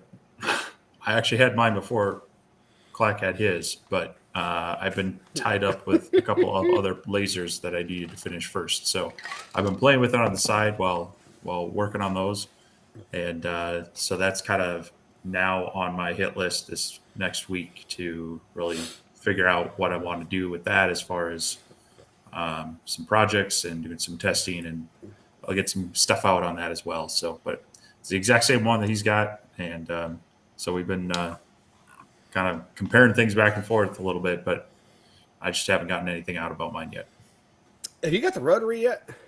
Yep, I hadn't got that mine was yet. that one. That one was a random DHL package that came. I don't know, a week plus after I got the other one, which is interesting because like I think you got the big random box from Amazon that showed up the one day with the laser in it. Yeah. Yeah, that's how that other one showed up, and then I had a random DHL box coming from China somewhere. So that's how. Well, I got a Two Tree sent me like a nice little like blank pack the other day. I got to get that out and play around with some of those stuff. I may break out the TTS over here and do a little bit of engraving on that stuff. But yeah, I haven't got my rotary yet. I'm wanting to try it out though. Yeah, my sister's excited about me trying that out too because she's a silversmith or goldsmith at a wedding jeweler. So I was talking with her about this stuff because the place she works for has actually been talking with her about getting into some engraving for the rings, and I was like, well, there's an easier way to do it. So Yeah. Well, I actually had a jewelry store here in town reach out to me before I got it. And I told them, I was like, I can't right now, but I have a machine coming and I may be able to. So I made contact with them the other day, let them know the machine was here. And I've been practicing up just in case. the fiber, so it has two different lenses. There's 110 and a 200 millimeter, so that's the square area of it. So roughly 4 and 7 inches would be the working area with those respectively. Yeah. It's not that big, but it's a very specialized machine, and for what we're using them for, I think it's adequate. I'm having a blast with it.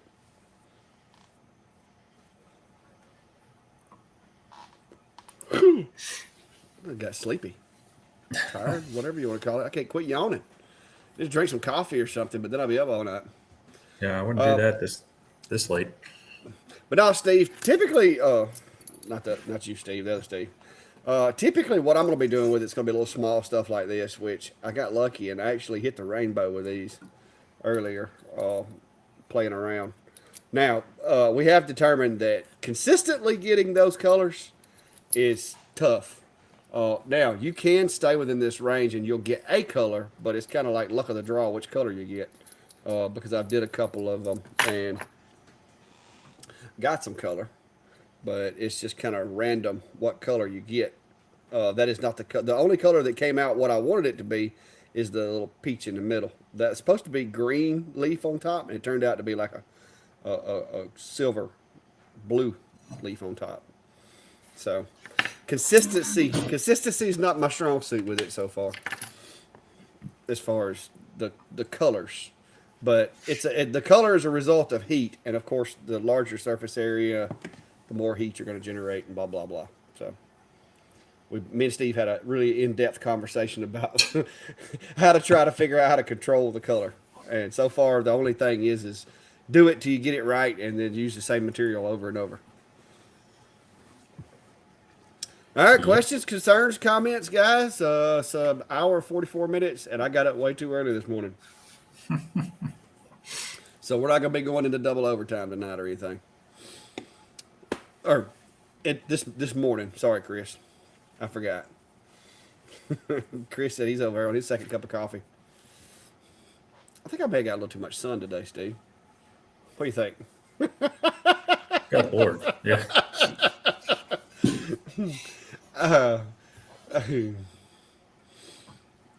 Yeah, Jack.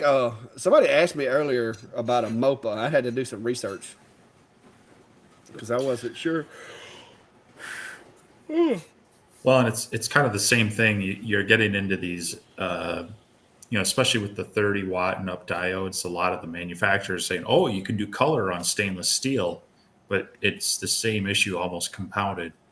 That there's so many variables from material, thickness, area of engraving, atmospheric error at the time can slightly tweak that chemistry.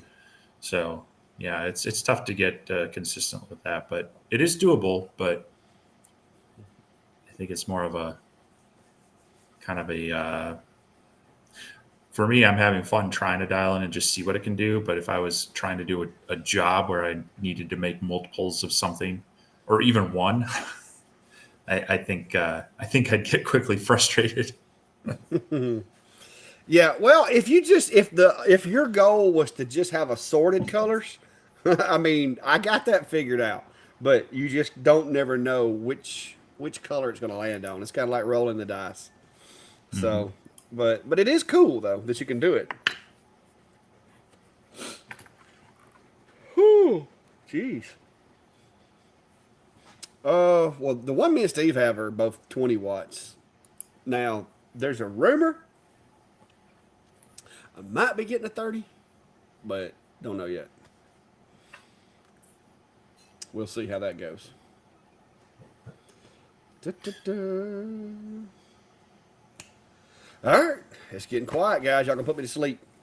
Yeah, there's a I'm about to stand up and move around over here like they'd make us do in class.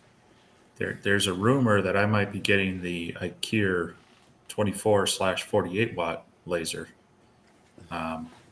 So that'll be another one of these second generation with all the addressable Z height, autofocus kind of stuff to play with. So You always get all the cool toys. hey, you might be getting a 30 watt laser. You know why it is. You get all the cool toys, right? Because what I pay him off. That's right, Brian. He ain't got air conditioning up there yet. He's got his little fan, which is kind of a sorry excuse for a fan too, I might say. Hey, it's there's no cords on this, and it's spinning away. Oh me. Well, I've got to finish my insulation because during the heat of the day, it still gets up into the 80s in here, and I still sweat. That's why I got my handy dandy old man rag over here, because I have to wipe the sweat off my forehead every now and then. But Well, it actually it cooled off this week, and the humidity went way down. So I opened up the shop as much as I could, and it warmed up today. But even now, it's 73 degrees in here and 55% humidity, so it's tolerable. 73? Yep. It's 74 in here, and I got air conditioning. That's ridiculous. It's too cold up there. What's the temperature outside over there? It was in the 80s today. 80s? Like I said, it cooled down. God. Which now it is actually 76 outside here tonight, which is surprising. Well, right now it's 76 up here too, so It was 87 here today. it's 84 here. Yeah, you got me a little bit there. Which now you've got your shop well insulated. It's just not air conditioned yet. Yeah, and that's the thing is it is well insulated.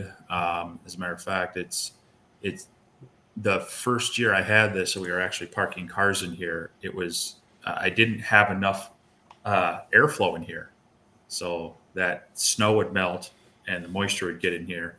I was actually starting to have issues with that. So Oh yeah. Oh wait, this winter, guys, he'll be back in the house. He'll be back in the house when it gets wintertime. I know he will. well, when it gets super cold, yeah, but if I can pull off the mini split, that should keep it warmer in here, down to moderate below freezing. But yeah, it hits single digits and below. I was That thing's supposed to not going to be say, doing much. I don't know how efficient those mini splits are in negative 20-degree weather. Yeah, no, I think they say they stop being effective somewhere in the single digits, give or take. Um, but this is well insulated. I have kept it above freezing with some auxiliary heaters. So, when we get there, I'll make sure things don't freeze.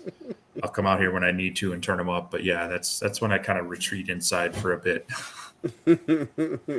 Break out the snow shovel. Yep. Have a good one, Ron. Gonna hang in here as long as I can, or at least for another 10 minutes anyway. But 74 in Texas. You must be in North Texas, like far North Texas.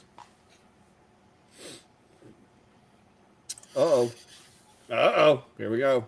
Yeah, Brian. It's definitely going to be a heat pump as well. We'll see what they say tomorrow on cost. There are some rebates from the power company as well as some energy credit, tax credit stuff that's out there that'll help bring some of the pain off of it. But yeah, I'm definitely going with one that works as a to heat as well and hopefully be as efficient as possible in our colder temps. So Mine says it does heat. I haven't tried it yet.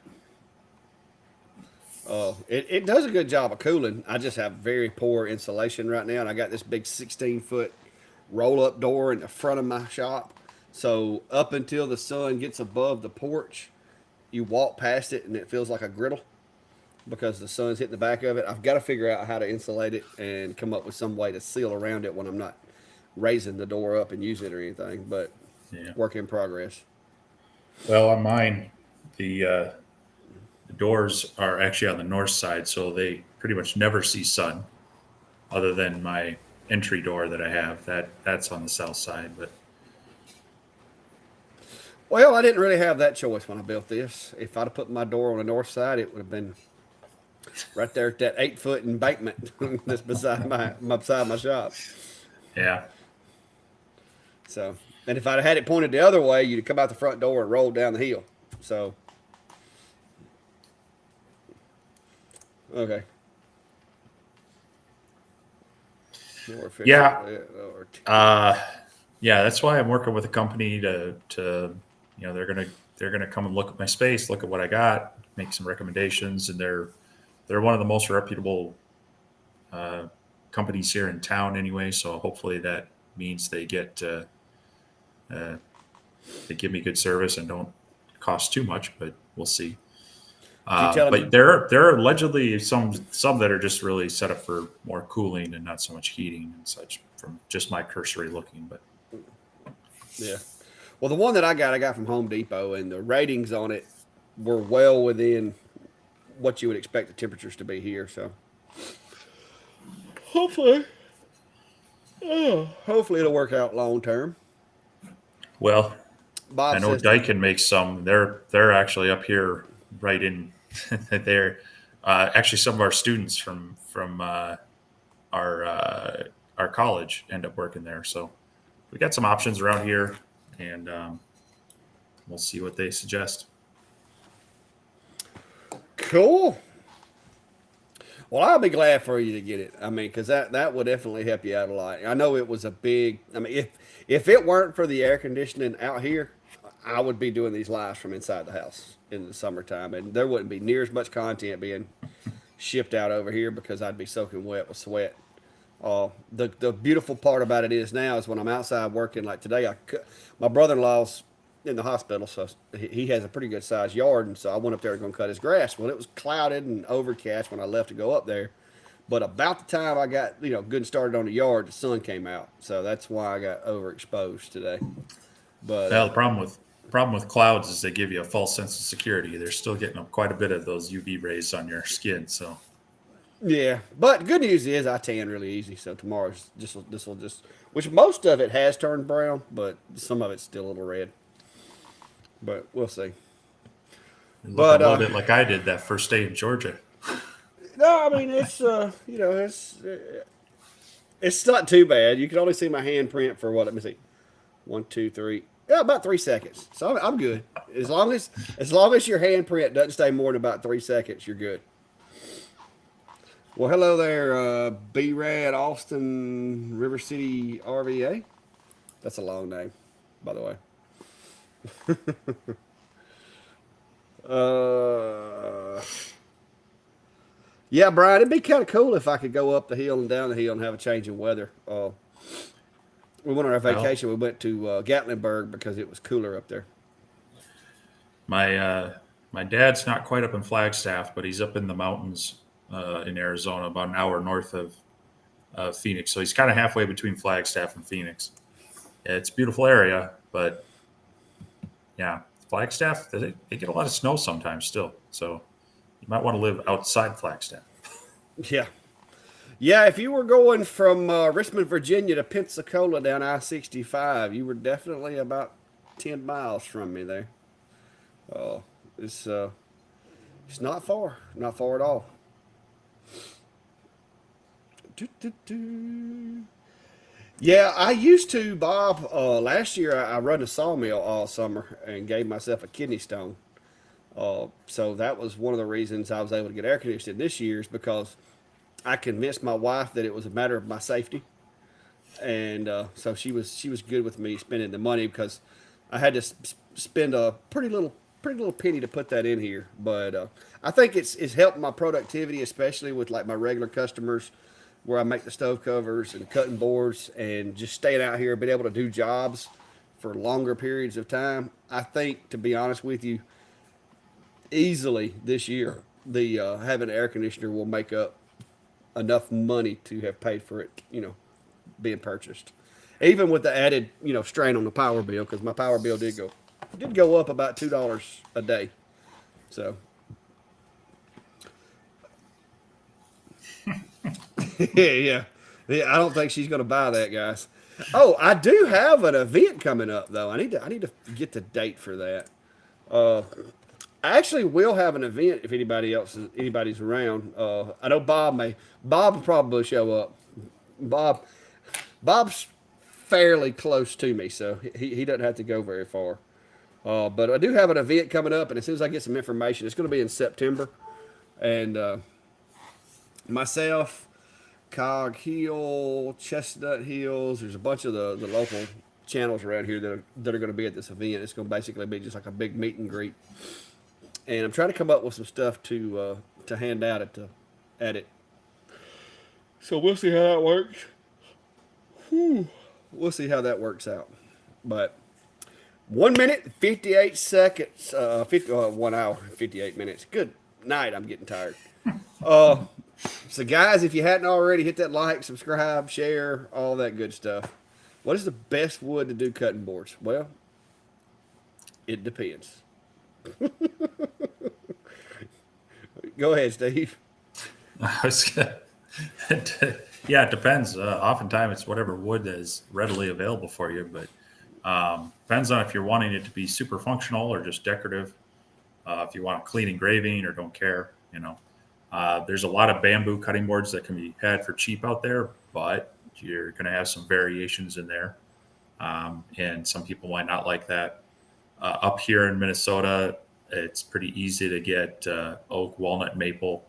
Those are pretty typical up here. That there's a lot available. So if you like that multicolored, contrasting color, you don't mind assembling them yourself or paying someone else, you can get that. But probably missed it right now. But I know Michaels and Hobby Lobby were doing some sales, clearing out some of their summer stuff. They have that acacia wood that are out there. And that is kind of a nice happy medium between bamboo and your more expensive hardwoods that you can usually find at like hobby stores, craft stores for not a whole lot if you want kind of a pre-made thing. Just watch for those sales either at Hobby Lobby or Michael's, or look online, and you can usually get them relatively inexpensive, but I would still price it off the regular price just in case you get an order and you can't get them on sale like that. But that's my thought on it. Yeah. Well, and that would be my thing. If you're planning on actually using it for a cutting board, you kind of want to lean more towards the bamboo or the hardwoods. The like Steve said, the acacia, you can get that at like Hobby Lobby and a lot of your little like decor stores. Me personally, I usually, if I'm just doing like true cutting boards, I have a sawmill and I have, oak, I have black walnut, I have hickory, all those different types of woods. Typically, I'll just cut up a log, put it in the kiln, dry it, and then I bring pieces of it in here and make cutting boards out of it, because it that gives me more of a rustic look. So it just depends. It just depends on what you're going for. You can actually get select oak and stuff like that at some of your big box stores, but it's they like the stuff. If you buy oak other than from somebody that has a sawmill, it's going to be really, really expensive. I know Steve found somebody up there near him that's got a sawmill, it's got some leftovers, and he gets to go pick through it. That's that wonderful stack of lumber you see behind him up there. So that's probably one good place to look, is if you can find sawmills in your area that have leftovers that you could play around with. Yeah, I'm gonna have to connect with him and do a video one of these days on working with sawmills or finding them and what to do and such, because it's a wonderful resource to be able to grab wood like this and be able to just have it for the CNC machine or general woodworking projects, or cutting it down and use it on the laser. So. Well, I see somebody saying that they bought bamboo cutting boards at the Dollar Tree. Now, I can't vouch for the Dollar Tree cutting boards, but these are my Amazon ones that I get. These are bamboo, and these things come in a box of, I think they come in 12 to a box. I usually order them 24 or 48 at a time because I go through them. And this is not me selectively going through there and picking them out. This is just, I open a box and I go through and I engrave them, and then I take them in the house and wash them with soap and water. And you can see now, some of them are lighter than others. That's bamboo for you. It's going to do that. So if that's something that you don't like, you're not going to like bamboo. But they all turned out really well. I do usually about 4 or 5 of these a week for a customer. And I think altogether I've done probably close to 100 of them. I do these with the Atom Stack A30, the Acer. I've done them with the X Tool. I've done them with the Two Trees. I've done them with almost every machine I've got, and the results is about the same. If you go to my Amazon shop, there should be a link to them in there. And I've stuck with this same brand. I just reordered 3 more boxes of them. These bamboo ones, I don't do nothing. Soap and water. Soap and water is all it takes. Bamboo is technically not really a wood; it's a grass. You can put the butcher block treatment on there, and I've got 2 or 3 different kinds. I've got one that has beeswax in it that kind of waxes them as you put it on there. Mineral oil by itself works for a lot of your like maple and hickory and stuff like that. Some of the more porous woods, the beeswax works pretty good because it gets down in the pores and kind of seals it up, keeps stuff from growing inside there. If it's going to be an actual used cutting board, if it's decorative, then just spray some polyacrylic on it and stamp the back of it. Not food safe. Stamp the back of it and let it rock. But if you're going to actually be eating off of it, you need to treat it with something that's not going to have any kind of negative effects. Yeah, I get 30. I get 35 a piece for these. Now at events, typically 25 to 30 because they're not as easy to get 35. But I have a customer that was what they bid, was $35 a piece. So that's what I get for those. And I know, guys, that's really good. But I make a lot of stuff for this company, and they kind of got me on a couple of my other designs. Yeah, I was gonna say I use the especially when you mentioned if it's going to be a functional cutting board. Total Boat has their it's like a oil and they call it wood honey. So it's a wax and oil combination. It even comes in one of those little bear bottles like you get honey in. Yeah. So, but that I find that applies pretty well. It's, like you say, it's got a little bit of wax to help, but it doesn't like build up into the engraving areas. That's one thing that you got to be careful of is some of the hard wax finishes and such. If you're on something that's engraved, it'll get stuck in that engraving and it'll just gunk up. That's where you want to just use either a spray on finish or like dunk it in oil kind of thing. Something that's going to soak in and not leave a buildup on it. Yeah, like I said, these guys right here, I just take them in the house, regular dish soap and water, and wash them real good to get all of the little particles off of them. Because parts of this bamboo will turn white when you engrave it for some reason, but once you wash it with soap and water, the white goes away, and you get this nice little brown finish. It usually goes from this tan right here to the darker brown like that. But now I have played with my speeds, my LPI, and everything to get this specific look because that's what I wanted them to look like. But anyway, that's it, guys. I appreciate y'all coming. Enjoyed it. If you're late getting here, you can go back and watch the rest of it in case Steve said something amazing and you missed it. Uh, but Brian, guy, I told Klein that he had to at least be in a video so that you could say you had seen Klein. So Brian, I hope that was good for you. I hope you enjoyed that. And he's even saying that he might come back and participate in another video. But he is at home right now enjoying his new enclosure and his extended laser. I guess he's not even watching us tonight. He's probably in there burning something as we speak. But anyway, y'all have a good one. And Steve, I'll leave it to you there. Yeah. Thanks everyone for stopping by this weekend, and we'll definitely have some more things to talk about next week. So bring your questions and be ready for that. But in the meantime, definitely go check out both channels, check out our Facebook pages.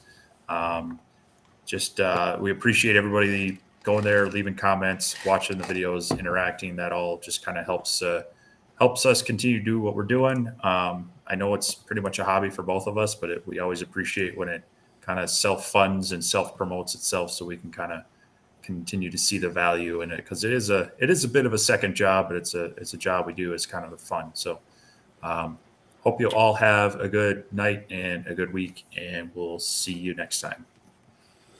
Y'all be safe.